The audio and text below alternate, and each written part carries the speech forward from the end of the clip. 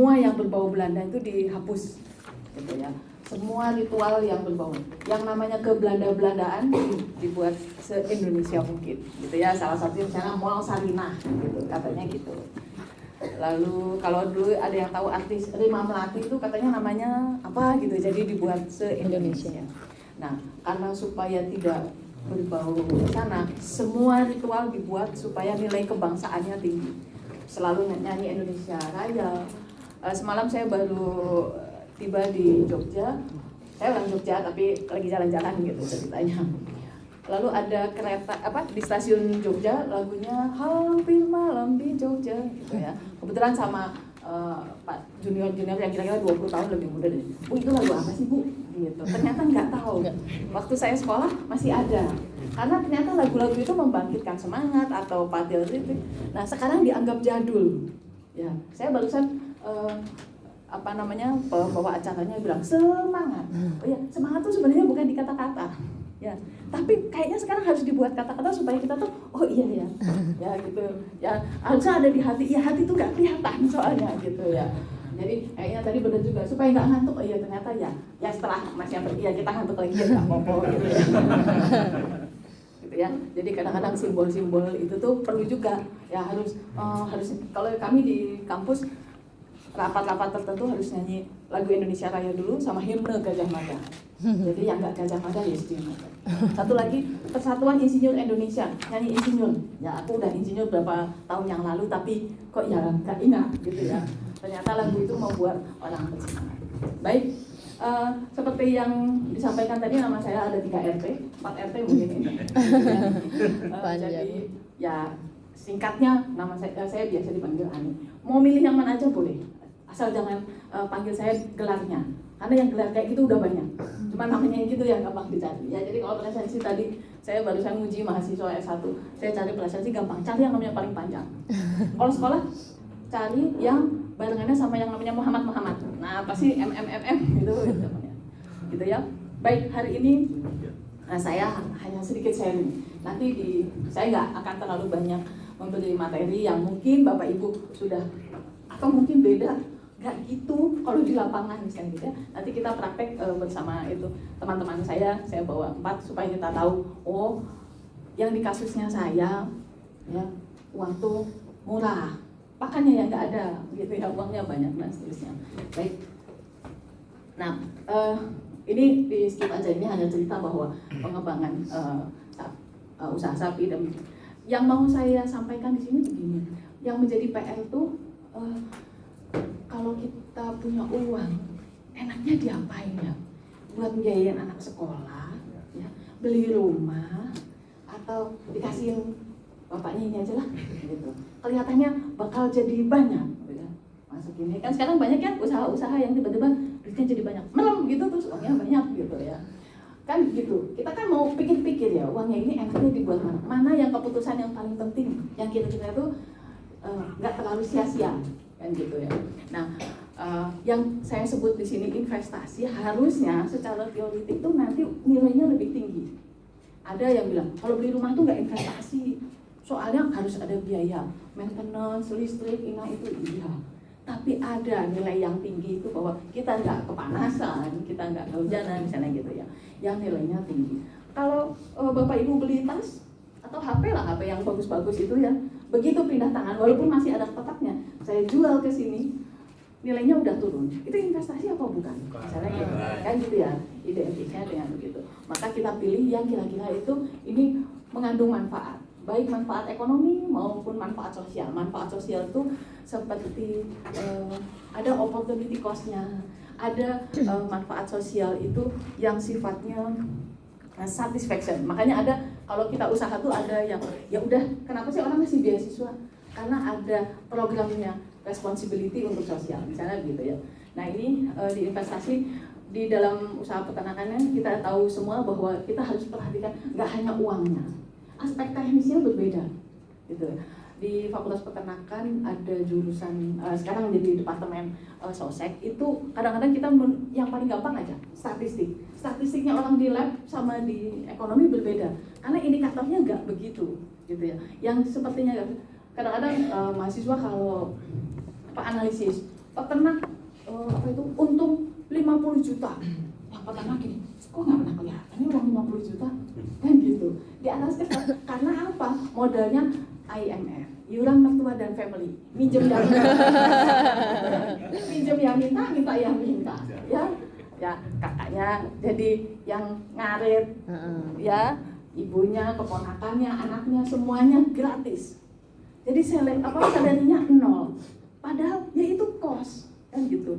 Mohon maaf kalau saya belajar dari teman-teman yang Chinese, bisnis ya bisnis, keluarga ya keluarga. Kalau anak saya kerja di farm saya, ya saya gaji dong gitu. Kalau mau perkara tiap bulan mau ngasih uang saku ya itu lain cerita sebagai orang tua gitu ya.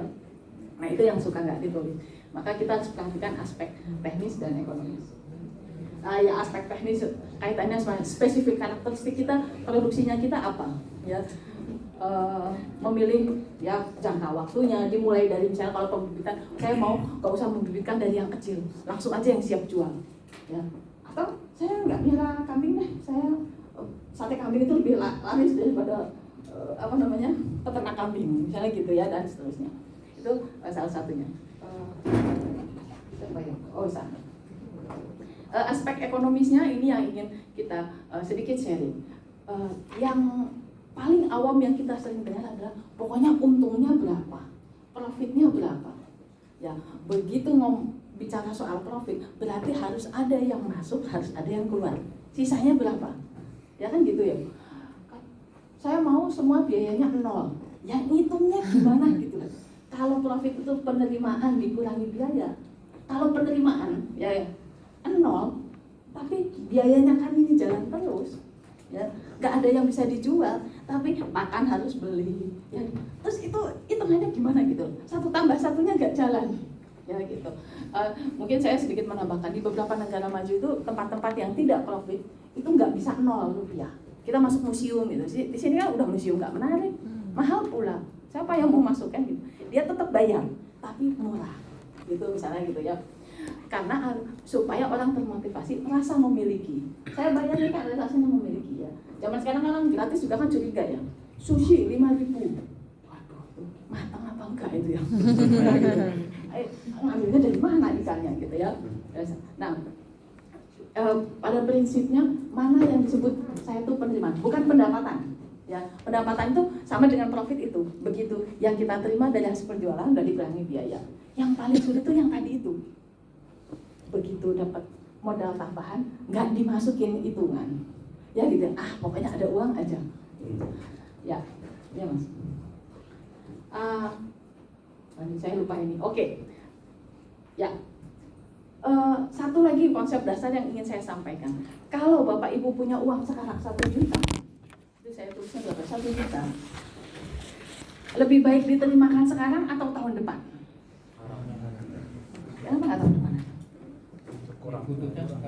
Butuhnya sekarang. Betul, ya, itu sama aja dengan hausnya sekarang. Minumnya besok aja ya. Ya kecuali puasa ya. Minum hausnya sekarang ya, minumnya tetap nanti gitu ya. Inflasi. Artinya apa? Uang itu ada nilai waktunya. Ya. Sebelum ke sini saya mau tanya, Bapak Ibu sekarang mau investasi uang atau emas? Mas Badur untung.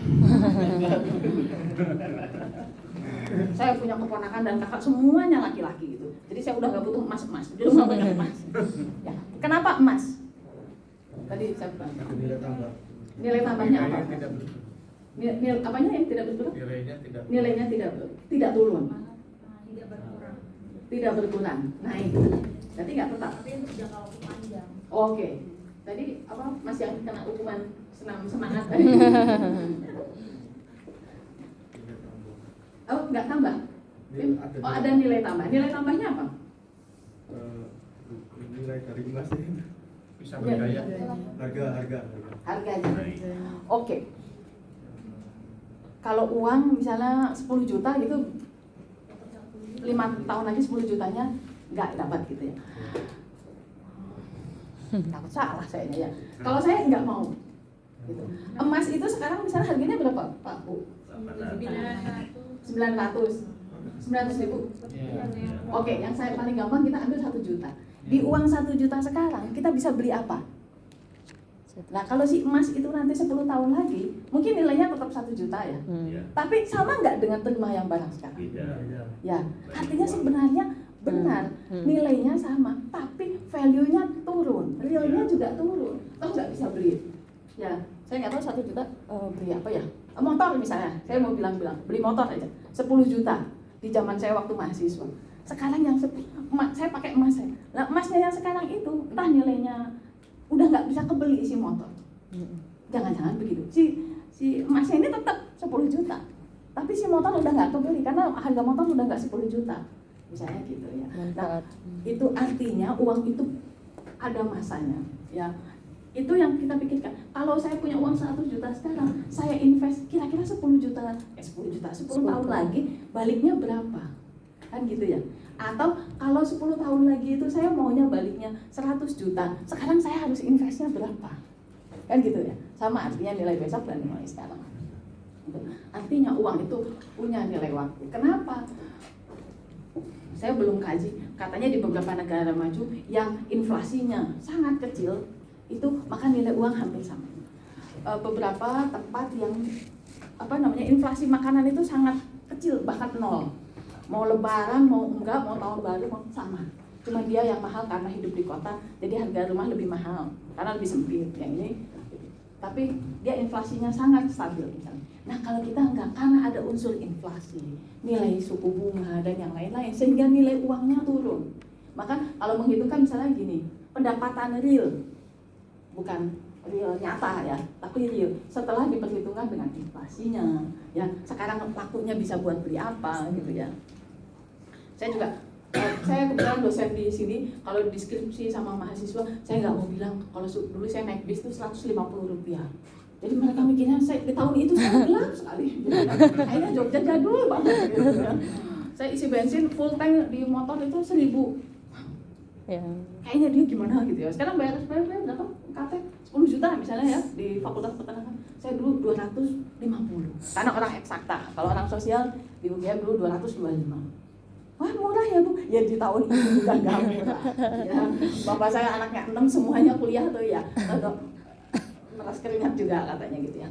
Nah begitu, jadi mempertimbangkan nilai uangnya. Oke, ini tadi yang bersama yang saya sampaikan ya. Gambaran berikutnya. Nah ini yang mau saya sampaikan.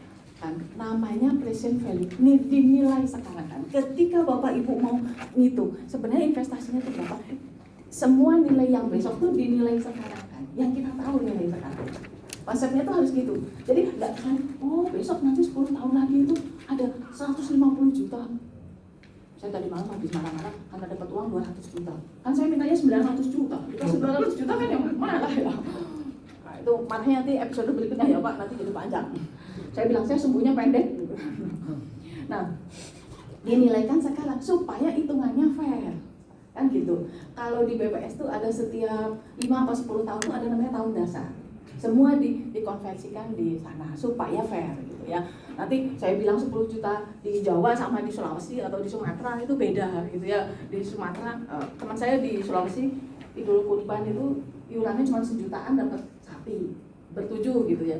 Di Jogja berapa 3,5 jutaan. Sapinya kecil misalnya gitu ya kan, jadi gak fair. Nah ini kira-kira gambarannya begitu. Kalau sekarang di tahun 0, 5 tahun lagi uang saya mau 10 juta, ya nilai saya harus nyimpannya sekarang berapa. Nah itu hitung-hitungan matematisnya gitu ya. Saya hanya ingin mentransfer logika berikutnya. Next. Ya Bu, kalau ke sana jauh, lihat situ Bu. Nah mau nggak mau yang gitu, datang sana lihat ke sana. Kelihatan nggak kelihatan nasibnya masing-masing. Lah, yang ini yang tadi awal saya bilang, kalau saya punya 1 juta, ya kan jadi semua noleh ke sana. Kan jadi saya nggak menang, mending saya ke kolong. Sudah semua noleh ke sana, ya. Ini juga kadang-kadang saya rapat di sini, jadi saya pilih duduk jangan, ya. Kira-kira cepat kabur gitu loh Pak.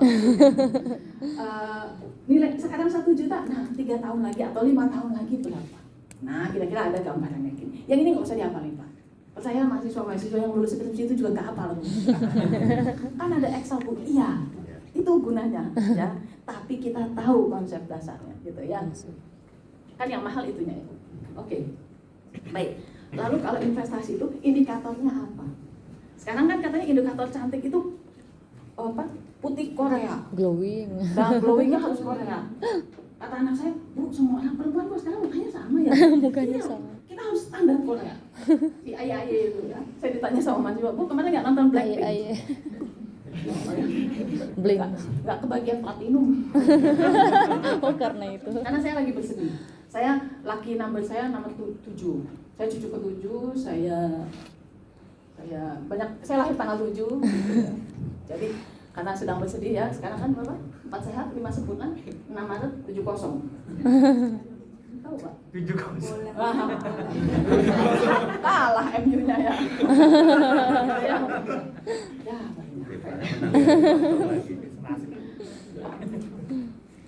kan jadi lupa investasi. Saya ingatnya cuma Ronaldo, Pak. Oke. Lupa ya beneran. Oke. Nah, tadi ini katakan kalau misalnya tahun beberapa